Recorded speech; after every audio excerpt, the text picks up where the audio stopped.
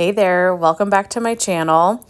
I am going to do a chop and chat today with my newest haul from Salt Mountain Melt. I had gotten quite a bit of souffles from that pre-order and just thought I would spend a few minutes with you guys today and chop some wax.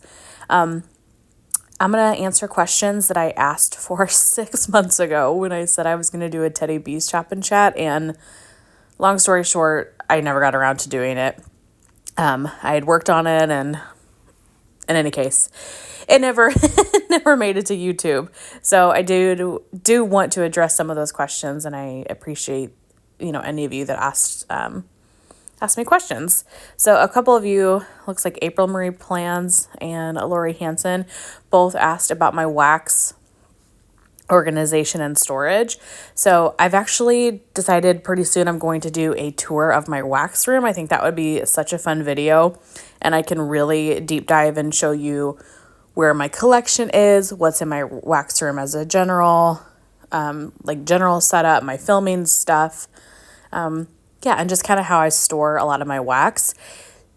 For the most part, I store my wax in two dresser organizational units, and I store it by vendor.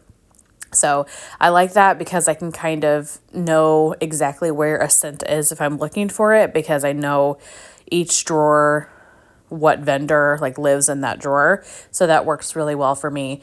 But like I said, stay tuned for that video, because I think just doing a whole overview of my wax room would be a really fun video to share with you guys. Melissa Ferguson asked, where would you like to travel next? I'm a big traveler. I love to experience new things in the form of traveling. It's one of my favorite things to do.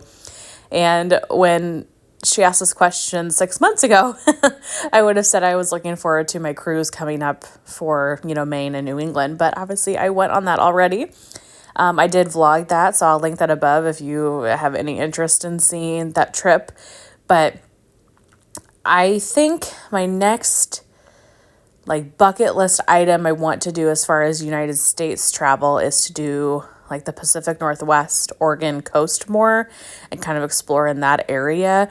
I really enjoyed Seattle when I was there a couple years ago, and so hitting more of kind of that area I think would be really fun. And of course Hawaii and places like that. I would like to explore more of the Northeast as well. I don't have anything majorly planned this year so far, but I'm going to Dallas to visit my brother in January, so that will be fun. Potentially a beach trip is going to be thrown into that mix. Potentially a trip to New Jersey to see somebody that you might know later on in the year. And then in March, I'm going to Boston for a work conference. And so I thought I might try to take a couple days after that and explore Cape Cod and do some of that type of stuff. So I am excited for potentially doing that.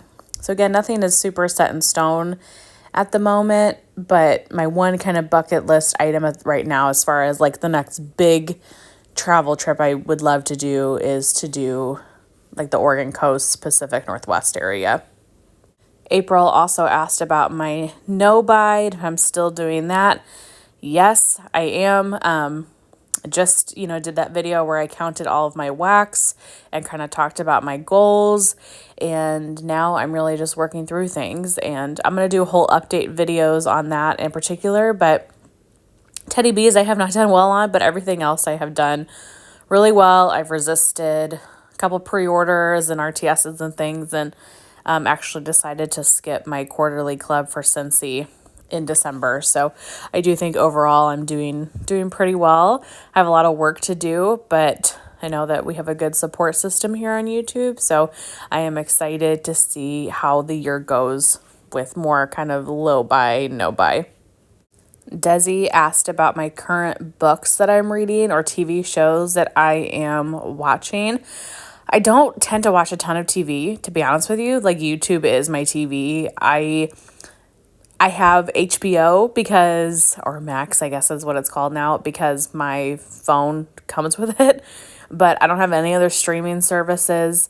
I just don't sit down and watch Netflix, binge watch Netflix a ton. Like, I'm just not, I don't know. I just don't do that. I watch YouTube. But I have been watching The Chosen. You can find it free in like many places, streaming many places for free. And The Chosen is a Christian documentary, that's not right, a Christian show, like following Jesus' life. And it's really, really good. So occasionally I'll sit down and watch that. But honestly, YouTube is my TV. But watching The Chosen. And then for reading right now, I'm re-listening to A Court of Thorns and Roses. So I probably should get a different book in there too to get something new. But I just loved A Court of Thorns and Roses so much that I wanted to reread it. So that's what I'm doing right now. I have been putting a little bit of book content out on my channel, so I hope you guys are enjoying that. I used to do that years ago, and it's something I enjoy. And my channel is not supposed to just be about wax. It's supposed to be about life and just anything that kind of piques my interest in wanting to share. So I hope that you guys are enjoying those videos as well. But I am reading, the first ACOTAR right now. Tara asked, what are some of my all-time favorite movies and TV shows? So TV shows, Friends is my number one favorite ever. I love Friends. I also have really loved Breaking Bad in the past. Watched that a couple of times. What a great show that was.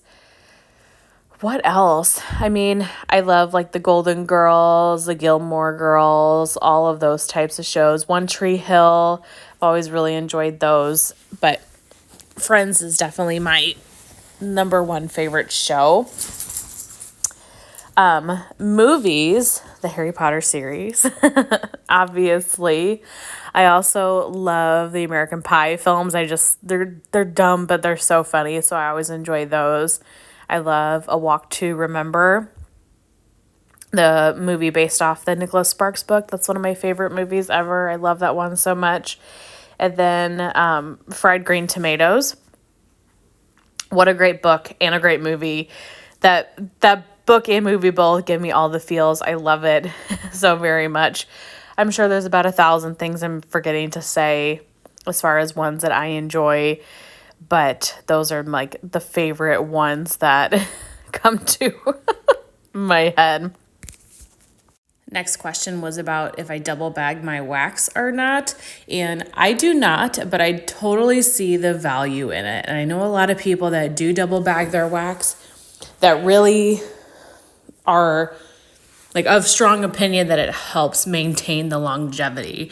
I feel like overall I do a pretty good job of not letting anything sit too long. Within 1 to 2 years, I'm normally, not everything, but normally using up my stuff. And so I haven't had too many items that I go pick up that I've like lost the scent from.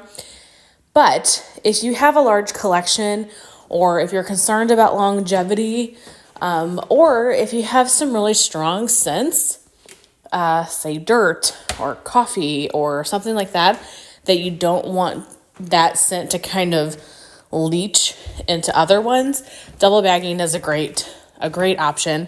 I'm just kind of lazy and I have just never gotten around to do it. So no, I don't, but I totally see the value in it. And I think it could be a great asset to really keeping your wax good for the longest time possible. The other question that I had was about if I chop just what I'm going to melt like coming up, or if I kind of mass chop wax. And I kind of usually like mass chop wax. There's definitely the time where I pull something out that needs to be chopped and I put it right in my warmers. That for sure happens. But I have found that I tend to reach for items that are already chopped. A lot of times when I'm going to change my wax out, I don't have the time or just don't want to have to like chop all the items before I put them in my warmers. I want it to be ready to go, quick and easy, and I can pop it right in. So I tend to at least take, 20 minutes here or there and chop some of my wax up. So that's what we're doing today, just taking a good chunk of my wax and chopping it up. Now I have found that the Sassy Girl Aroma loaves, I have stopped pre-chopping those because I can't get all of the wax back in the bag very easily once it's chopped. Those bags aren't like extra big or anything. So I find that if I chop them and try to put it all in the bag, it's really, really, really tight. So I have been waiting until I go to melt it to chop those, just because then I'm putting some of the wax in the warmers and then I can fit everything else in the bag. So it really just depends. But for the most part, I like everything to be ready to go so I can just grab it out of my storage and put it right in my warmers whenever I'm ready. But I think I'll make that the last question of today. I do have one more question about house hunting adventures, and I feel like that question I can go into a lot more detail about, and it's going to take me a lot longer to answer. So we'll go ahead and stop it for today. Like I said, though, I've got melted moose wax, I've got teddy beeswax, I've just got other stuff I need to chop in general. So I will definitely do this again here in the future. I'm sure I'll find something to chit chat about, but if you have any questions or topics that you're curious about, let me know in the comments on this video, and I will put those comments to the next Chop and Chat. I apologize that it took me 6 months to do this, but just, life. Other things come up and just the way it worked. But thank you so much if you asked me a question.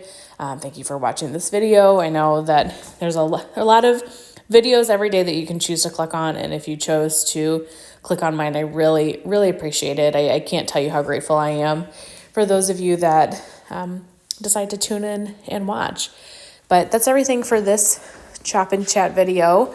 I really hope that you guys enjoyed hearing answers to some of these questions and seeing the Salt Mountain Melt pre-order souffles get chopped up. But I will see you guys very soon in my next one. Bye.